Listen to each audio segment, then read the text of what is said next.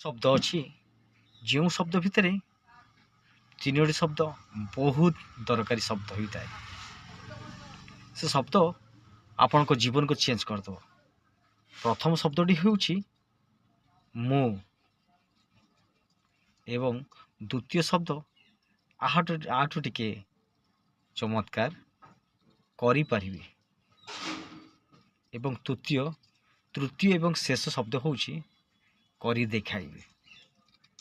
यही तीनोटी शब्द जदि आपण माने धरती बा उच्चारण करती निज भितरे निज मनरे एवं निजको जागृत कराती ए शब्द गुड़िक कहीकि ताहले आपण को किए भी सफल हेबारु रोकी पारिबे नहीं। निश्चित भाव आपण मानक जीवन में सफलता आसीबो, समृद्धि आसीबो, उन्नति आसीबो, अनेक किछि आसीबो।